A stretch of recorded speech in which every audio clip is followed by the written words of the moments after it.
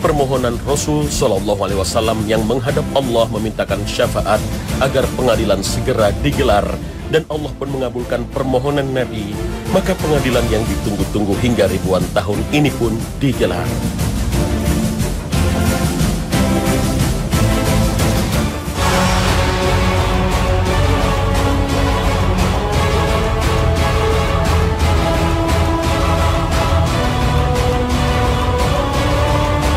Hati berdebar tak menentu karena menunggu keputusan dari hakim yang seadil-adilnya. Mereka semua akan menjalani perhitungan dan pengadilan yang paling adil. Mereka semua akan ditanya satu persatu. Semua amal baik dan buruk akan dibuka ke hadapan mereka untuk dikonfirmasi dan konfrontasi. Tak ada lagi yang bisa disembunyikan pada hari itu. Ada catatan amal oleh para malaikat. Ada kesaksian dari anggota tubuh, dan ada kesaksian juga dari mereka yang pernah dizalimi. Meski tanpa itu semua, Allah Maha mengetahui yang tersembunyi dan yang tampak. Allah Ta'ala berfirman, pada hari itu kamu dihadapkan kepada Tuhanmu, tiada sesuatu pun dari keadaanmu yang tersembunyi bagi Allah. Al-Quran Surah Al-Haqqah ayat 18.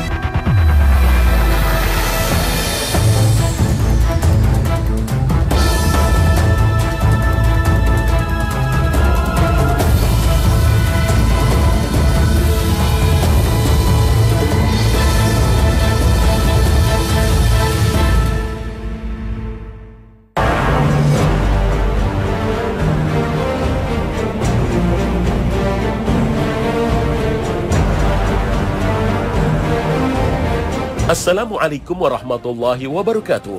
Selamat pagi pemirsa Trans 7.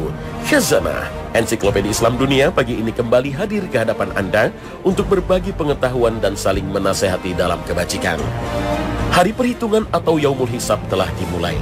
Manusia dan jin satu persatu dihadapkan kepada Allah Azza wa Jalla. Kemudian Allah perlihatkan kepada mereka seluruh amal perbuatan yang pernah mereka lakukan di dunia. Demi keadilan, mereka juga diberi hak untuk menjawab, akan tetapi tak ada lagi yang bisa diingkari. Semua bukti dan saksi-saksi dihadirkan yang semuanya menguatkan apa yang diperlihatkan kepada mereka. Semua terangkum dalam catatan amal yang akan mereka terima. Cara mereka menerima catatan amal akan menjadi petunjuk bagaimana nasib mereka selanjutnya. Semua amal baik dan buruk diletakkan dalam sebuah timbangan yang juga menjadi penentu nasib mereka selanjutnya.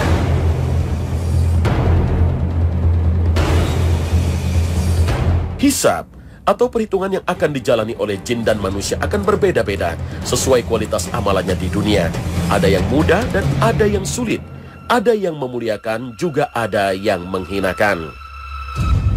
Tidak seluruhnya menjalani hisab atau perhitungan ini, karena ada golongan yang masuk surga tanpa melalui proses hisab atau perhitungan. Ada pula golongan yang dengan karunia Allah menjalani hisab yang mudah.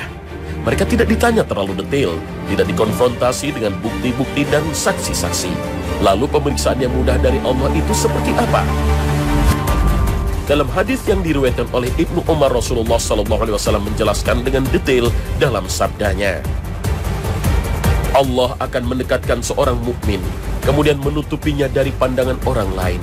Lalu Allah bertanya kepadanya, tahukah engkau dosa ini dan tahukah engkau dosa itu? Mukmin tersebut menjawab, iya wahai Tuhanku.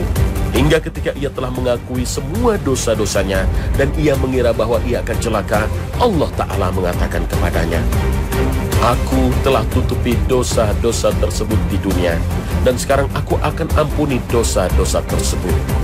Lalu ia pun diberi catatan kebaikannya. Dan adapun orang-orang kafir dan munafik, maka Allah akan berkata kepada mereka, sebagaimana yang termaktub di dalam surat Hud ayat 18, merekalah orang-orang yang mendustakan roh mereka. Ingatlah, sesungguhnya laknat Allah bagi orang-orang yang zalim. Hadis riwayat Bukhari.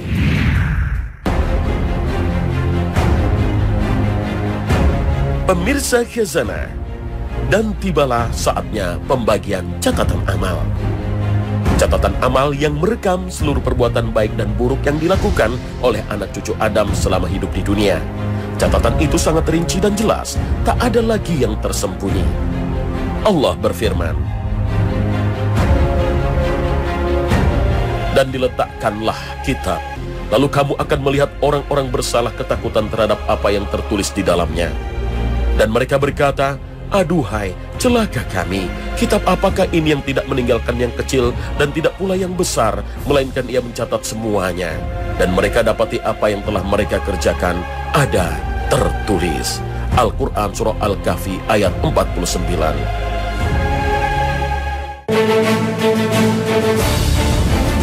Berdasarkan dalil-dalil yang ada 3 cara manusia menerima catatan amalnya. Pertama, orang-orang yang menerima catatan amalnya dengan tangan kanan. Mereka adalah golongan yang beruntung yang akan menjadi penghuni surganya Allah. Adapun orang-orang yang diberikan kepadanya kitabnya dari sebelah kanannya, maka dia berkata, ambillah, bacalah kitabku ini. Sesungguhnya aku yakin bahwa sesungguhnya aku akan menemui hisab terhadap diriku. Maka orang itu berada dalam kehidupan yang diridhai, dalam surga yang tinggi, buah-buahannya dekat, kepada mereka dikatakan, makan dan minumlah dengan sedap disebabkan amal yang telah kamu kerjakan pada hari-hari yang telah lalu. Al-Quran Surah Al-Haqqah ayat 19 hingga 24. Lalu, siapakah orang-orang beruntung yang menerima catatan amal dengan tangan kanannya? Menurut banyak ulama, orang-orang yang beriman, meskipun mereka melakukan maksiat dan dosa, kelak akan termasuk orang yang menerima catatan amalnya dari sebelah kanannya.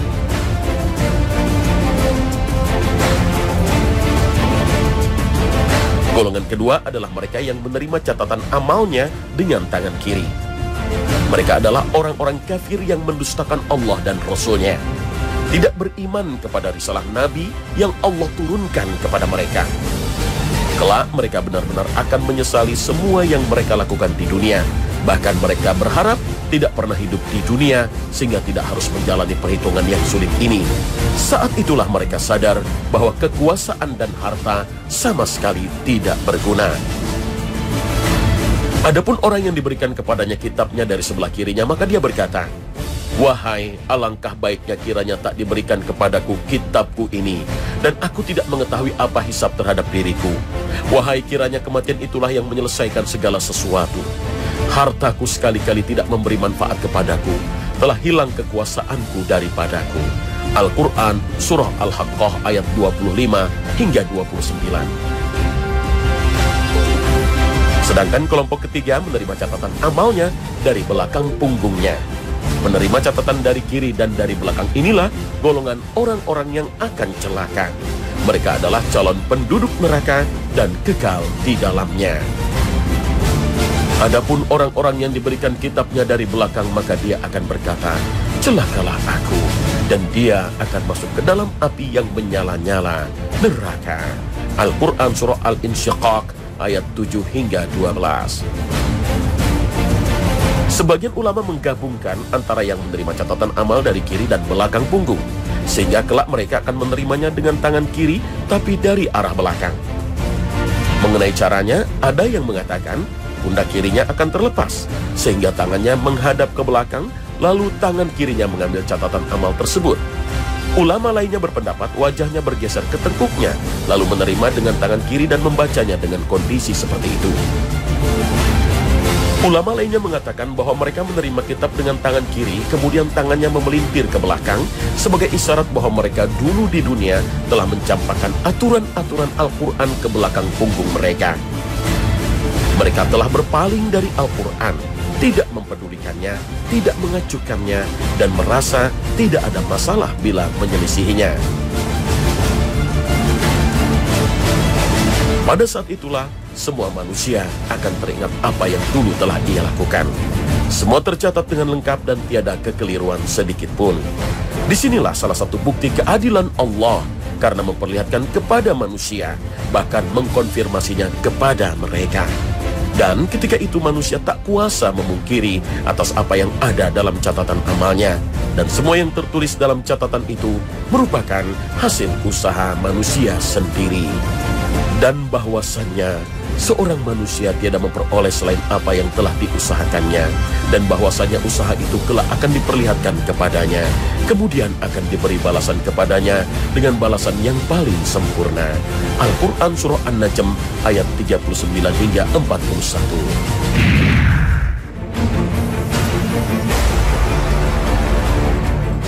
Pemirsa Khazanah, setelah catatan amal manusia diperlihatkan kepadanya, setelah mereka menjalani pengadilan satu persatu, lengkap dengan bukti-bukti dan saksi-saksi, semua amal baik dan buruk yang telah diakui tersebut ditimbang dengan menggunakan timbangan khusus yang sangat akurat. Allah Ta'ala berfirman, "Kami akan memasang timbangan yang tepat pada hari kiamat, maka tiadalah dirugikan seseorang barang sedikit pun.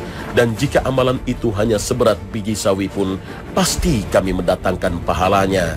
Dan cukuplah kami sebagai pembuat perhitungan." Al-Quran Surah Al-Anbiya ayat 47.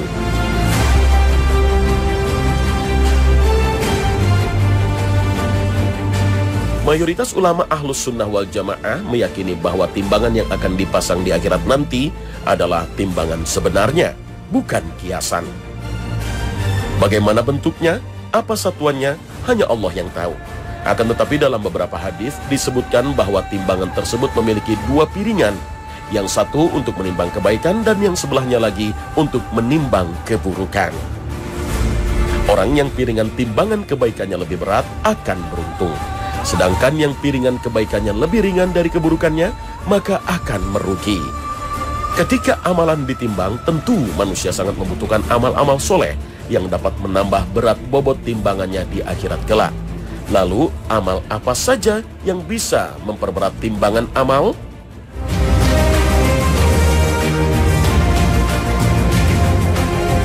Pada prinsipnya, seluruh amal soleh akan menjadi pemberat timbangan seseorang di akhirat. Akan tetapi ada beberapa amal soleh yang disebutkan khusus oleh Rasulullah SAW bahwa ia dapat menjadi faktor pemberat timbangan. Yang pertama dan utama tentu saja kalimat tahlil dan kesaksian akan keesaan Allah dan kerasulan Muhammad SAW. Bahkan kalimat tauhid ini menjadi faktor utama yang membedakan rute yang ditempuh oleh manusia di akhirat kelak. Apakah ia akan berakhir di tempat yang penuh kenikmatan atau abadi dalam kesengsaraan dan kepedihan? Kalimat tauhid yang singkat dan mudah diucapkan ini kelak akan memiliki bobot yang sangat berat yang mampu mengubah timbangan. Kesaktian kalimat tahlil ini di akhirat nanti bisa kita temukan di dalam hadis yang diriwayatkan oleh Imam Tirmizi selainnya dari Abdullah bin Amr bin Al-As radhiyallahu anhuma. Nabi SAW bersabda, "Sesungguhnya Allah akan membebaskan seorang laki-laki dari umatku di hadapan seluruh makhluk pada hari kiamat. Akan dibentangkan padanya 99 lembaran catatan amal keburukan. Tiap-tiap lembaran seukuran sejauh pandangan mata. Kemudian Allah bertanya, apakah engkau mengingkari sesuatu dari lembaran ini? Apakah para malaikat pencatat menzalimimu?" Maka hamba tadi menjawab, "Tidak, wahai Rabbku." Allah bertanya lagi, "Apakah engkau memiliki alasan?" Maka hamba tadi menjawab, "Tidak, wahai Rabbku." Maka Allah berfirman, "Benar, sesungguhnya di sisi kami engkau memiliki satu kebaikan. Sesungguhnya pada hari ini engkau tidak akan dizalimi." Kemudian dikeluarkan sebuah kartu yang bertuliskan, "Asyhadu an la ilaha illallah wa asyhadu anna Muhammadan abduhu wa rasuluh." Aku bersaksi bahwa tidak ada yang berhak diibadahi kecuali Allah, dan aku bersaksi bahwa Muhammad adalah hambanya dan rasulnya. Allah berfirman, "Datangkanlah timbanganmu." Hamba tadi berkata, "Wahai Rabbku, apa pengaruh kartu ini terhadap lembaran-lembaran ini?" Maka Allah berfirman, "Sesungguhnya engkau tidak akan dizalimi." Rasulullah bersabda, maka lembaran-lembaran itu diletakkan di atas satu daun timbangan, dan satu kartu tersebut diletakkan di atas satu daun timbangan yang lain. Maka ringanlah lembaran-lembaran itu dan beratlah kartu tersebut. Maka sesuatu pun tidak berat ditimbang dengan nama Allah. Hadis riwayat Tirmizi, Ibnu Majah.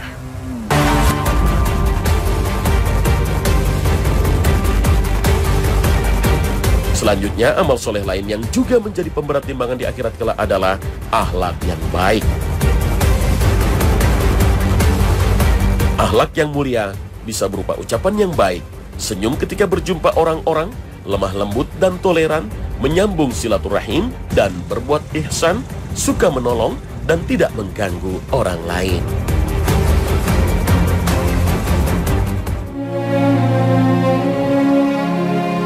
Imam Al-Munawi menjelaskan, akhlak yang baik dapat menjadikan derajat seseorang naik lebih tinggi dari ahli ibadah seperti puasa dan qiyamul lail, karena pemiliknya mesti berjuang dan berjihad melawan hawa nafsunya. Karena berakhlak yang baik tentu membutuhkan kesabaran, sabar untuk konsisten menjalaninya maupun kemampuan untuk menahan diri dari menyakiti atau membalas perlakuan buruk orang lain. Bahkan Rasulullah SAW di antara misi beliau diutus adalah untuk memperbaiki akhlak manusia. Dan orang yang paling berhak menerima perlakuan baik kita adalah orang-orang terdekat kita sendiri, seperti orang tua, istri, dan anak-anak. Nabi SAW bersabda, orang yang paling baik di antara kalian adalah yang paling baik terhadap istrinya, dan aku adalah orang terbaik terhadap istriku. Hadis riwayat Tirmizi dan Ibnu Majah.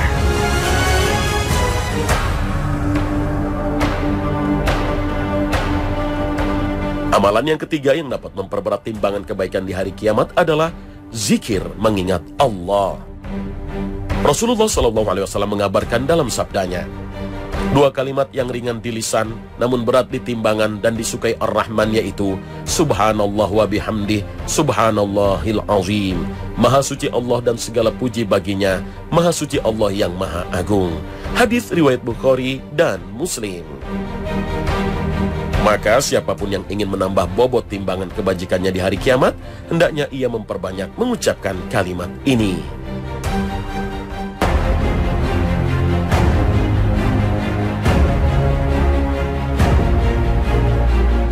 Amal lainnya yang juga memberatkan timbangan di hari kiamat adalah sabar menghadapi musibah berupa kehilangan anak. Sebagaimana disebutkan dalam hadis yang diriwayatkan oleh Imam Ahmad, disebutkan 5 perkara yang akan memberatkan timbangan amal, yaitu kalimat tauhid, la ilaha illallah, Allahu Akbar, Subhanallah, Alhamdulillah, dan orang yang ditinggal mati oleh anaknya yang soleh dan kemudian ia bersabar.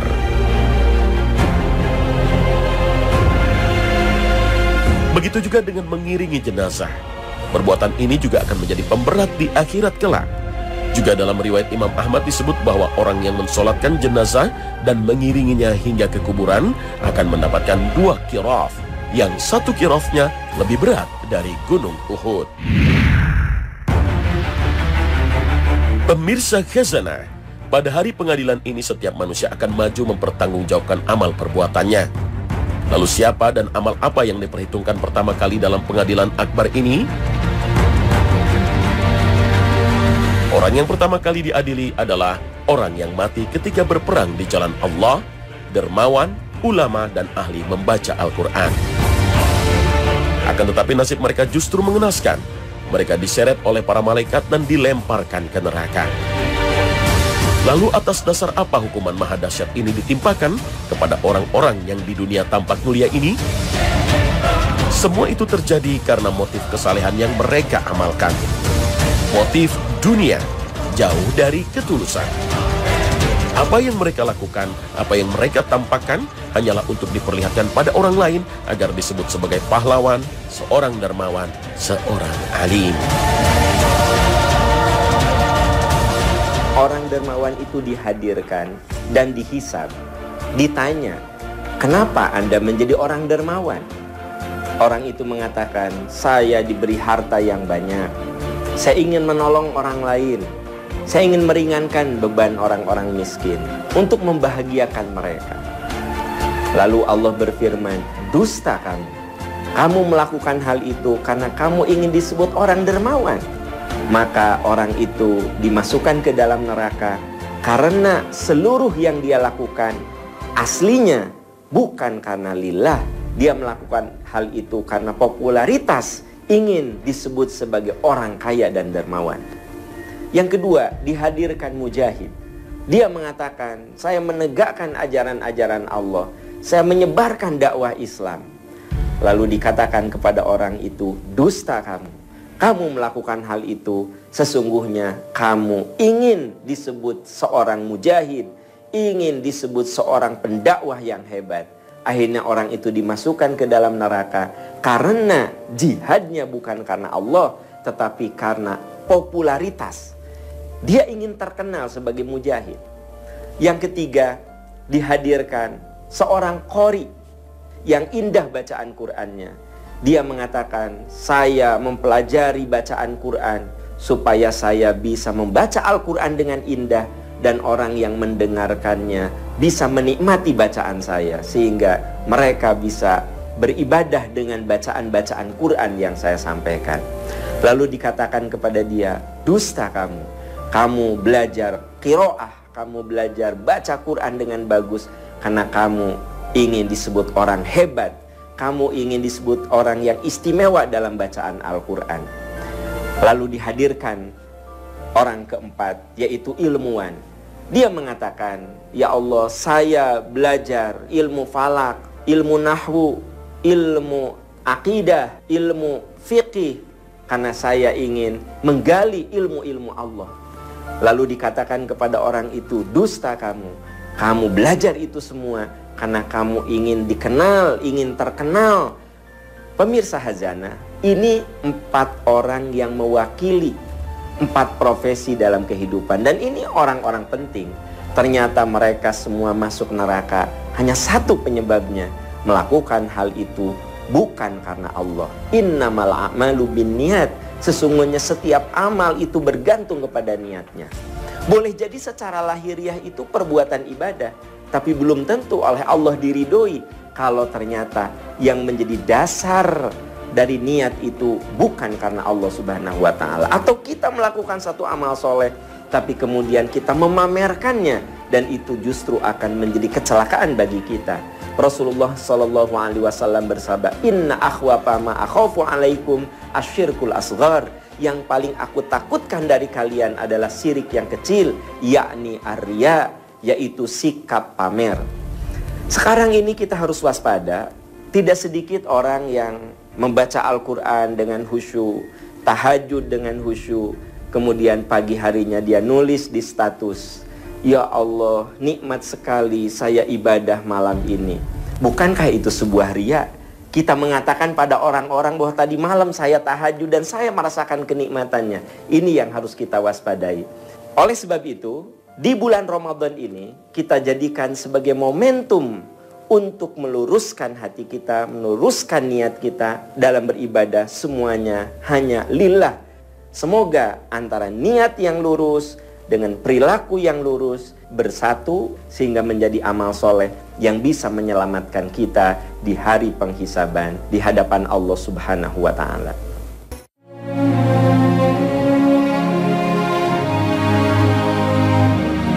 Pemirsa Khazanah, terkait hubungan dengan Allah, maka amal yang pertama kali diperhitungkan dari manusia adalah sholatnya. Jika sholatnya bagus, maka itu akan jadi pertanda perhitungan amal yang mudah untuk amal perbuatan lainnya. Sebaliknya, jika sholat bermasalah, maka itu menjadi pertanda amal perbuatan lainnya juga akan menghadapi banyak masalah. Sedangkan untuk kasus sesama manusia, maka yang akan diadili pertama kali adalah kasus pembunuhan.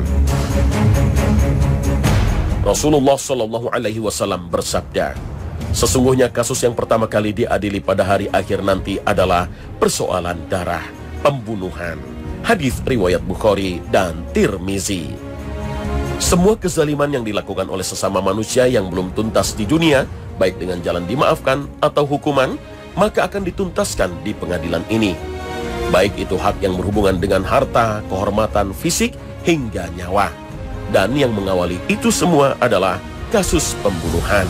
Sebagaimana sabda Rasulullah Sallallahu Alaihi Wasallam, orang yang dibunuh di hari kiamat akan datang bersama orang yang membunuhnya, sedangkan ubun-ubun dan kepalanya serta urat lehernya masih berlumuran darah, sambil berkata, Tuhan, orang inilah yang telah membunuhku, sehingga ia mendekat pada Arsy. Hadis riwayat Tirmizi.